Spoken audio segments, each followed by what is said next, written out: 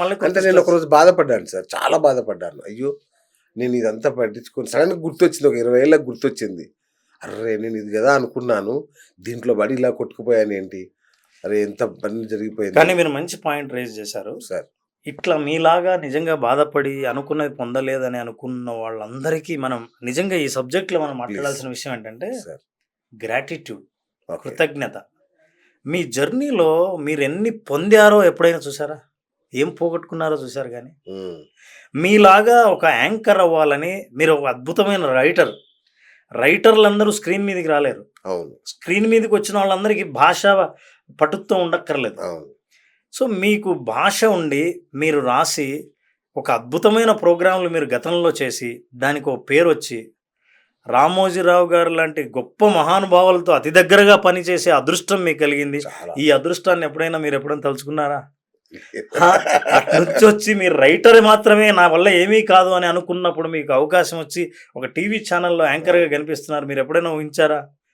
ఇన్ని అదృష్టాల్ని మనం పక్కన పెట్టేసి మనం పొందిన ఆనందాలని పక్కన పెట్టేసి ఏదో పొందాలనుకునే ప్రయాణంలో జర్నీలో ఉన్న మన అందాలని అన్నీ వదిలేసి మనం రాబోయే డెస్టినేషన్ కోసం మనం టెన్షన్ పడుతుంటాం. అవును. అది ఇంకా రాలేదే, ఊరు ఇంకా రాలేదే. అవును. అవును. నేను గనక రిలాక్స్ అయితే బస్సులోనో కారులోనో చుట్టూ ఉన్న అందాలని బాగా అరే ఎప్పుడు వచ్చిందో తెలియదే, ఊరు అప్పుడే వచ్చిందా అని అంటాను. అవును. నాకు కనుక ఒత్తిడిని ఇంకా రాలేదే అంటే పక్కనే ఒక సముద్రం బీచ్ వచ్చింది చూసావంటే చూడలేదే అని అద్భుతమైన చెట్లు అడవి సౌందర్యము ఏమి కనిపించలేదు. అవును. సో మనం చూడాల్సింది ఏంటంటే మనం సాధించిన వాటిని ఒకసారి చూస్తే ఓకే. మనం ఎంత అదృష్టవంతులమో. ఒక నెట్వర్క్ ఉంది, మనకు ఛానల్ ఉంది, మనల్ని ఫాలో అయ్యే వాళ్ళు ఉన్నారు, మన వీడియో రిలీజ్ అయితే అసలు చూద్దామనే వాళ్ళు ఉన్నారు.